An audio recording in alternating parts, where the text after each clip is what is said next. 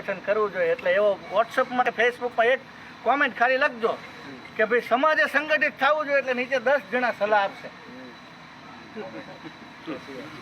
ટીટોડીના ઈંડાની આપણે બધા વાર્તાઓ સાંભળેલી છે કે સમુદ્ર હોય એ ટીટોડીના ઈંડા પોતે ખેંચી લે છે અને ટીટોડી એવી જીદે ચડે છે, સમુદ્રને એમ કહે છે કે મારે ઈંડા પાછા જોઈ છે. સમુદ્ર કે હું ઈંડા આપીશ નહીં.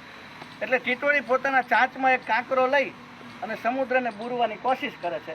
કાંકરો અંદર નાખે ને સમુદ્ર ખાલી થાય એવો પ્રયત્ન કરે, પાછું બધું વંટોળાવે, પાછું કાંકરો નાખે.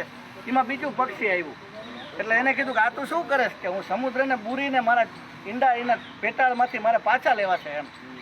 તો કે આ સમુદ્ર કેવડો મોટો, તારાથી થોડુંક આ કામ થવાનું. તો કે ભાઈ સલાહ નથી જોતી, સાથ આપીશ. સલાહ નથી જોતી, હું કાંકરો નાખીને આમાં બૂરું છું, તું સાથ આપીશ. એટલે બીજું પક્ષીને વિચાર આવ્યો ભાઈ સાથ તો આપું, ભલે કલાક તો કલાક.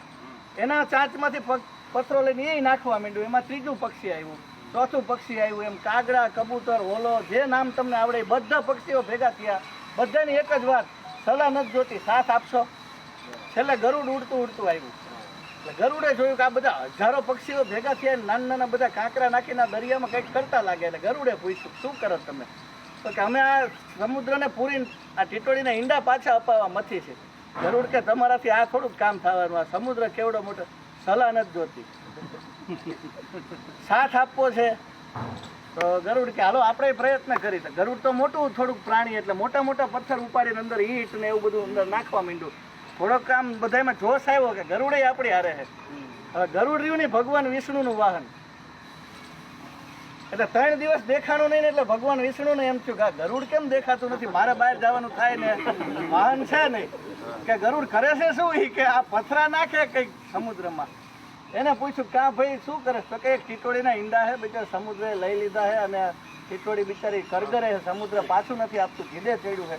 તો કે હું પથરા નાખીને એને મદદ કરું છું, દરિયો પૂરવાની એની જીદ છે. વિષ્ણુ ભગવાને એમ કીધું કે આવું થોડુંક શક્ય બને કે ભગવાન સલાહ નથી જોતી, સાથ આપવો છે, સાથ આપવો છે. ભગવાન વિષ્ણુ કે હાલો હું સાથ આપું. કે વિષ્ણુ ભગવાન ખુદ આવ્યા. એ કે હવે હું સમુદ્રને કડકમાં સજા આપું, તારે ઈંડા પાછા આપવા. એટલે સમુદ્ર ઈંડા પાછા આપી દીધા. એટલે આપણે બધાને એમ જ કહેવાનું, સલાહ નથી જોતી, સાથ આપવો છે.